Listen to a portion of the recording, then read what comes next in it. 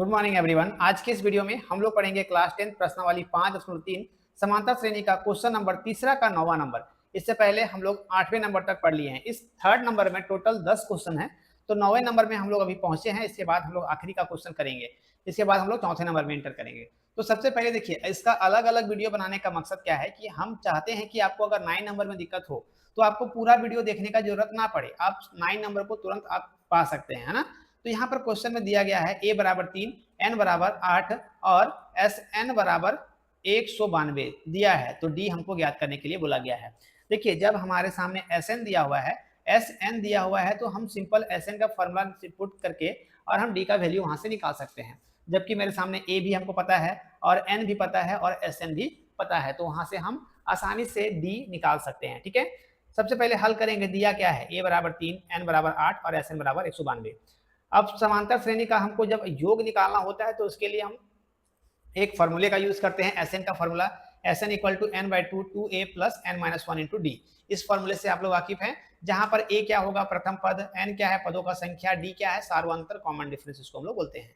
ठीक है, चलिए अब हम आते हैं इसके आगे, जरा सा इसको पिक्चर को हम जरा नीचे कर लेते हैं।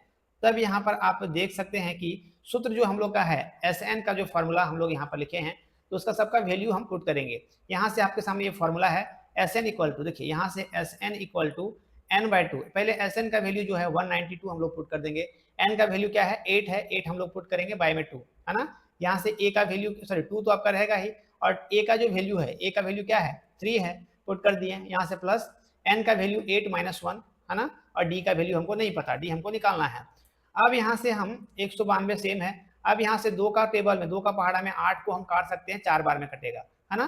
तो 4 हमारा यहाँ पर लिख दिए हम, और 3 दूना 6, यहाँ पर 6 हो गया, और 8 में से अगर 1 को घटाएंगे 7 होगा, और ये डी आपके यहाँ पर है इसलिए 7d होगा, 7d हो जाएगा। ठीक है, अब हम क्या करेंगे कि यहाँ से जो हमको डी का वैल्यू फाइंड आउट करना है, तो यहाँ से 192 और ये 24 जो है वो माइनस, सॉरी प्लस में है, इसको हम इक्वल टू किधर ले आएंगे तो माइनस में हो जाएगा। तो 28d इक्वल टू 192 माइनस 24, है ना। अब हम इन दोनों को माइनस करेंगे, कौन कौन से टर्म को, 192, 192 और 24 को घटाएंगे तो क्या हो जाएगा 168। अब यहाँ से हमको डी का वैल्यू फाइंड करना है। जब डी का वैल्यू फाइंड करना है तो 168/28 हो जाएगा। क्यों ऐसा होगा, क्योंकि 28 यहाँ पर क्या में है, मल्टीप्लाई में, तो इधर आएगा डिवाइड में हो जाएगा। डी का जो वैल्यू आएगा 28 का पहाड़ा में 168 6 बार में आता है। इस प्रकार से आपका जो सार्व अंतर निकला, कॉमन डिफरेंस निकला, वो हमारा कितना है 6 है। तो इस क्वेश्चन को सॉल्व करना बहुत ही आसान है। आप चाहोगे कि ये डी जो है, जो हमारा 6 वैल्यू आया है, ये सही है कि नहीं है, ये चेक करने के लिए आप यहाँ पर जांच कर सकते हो।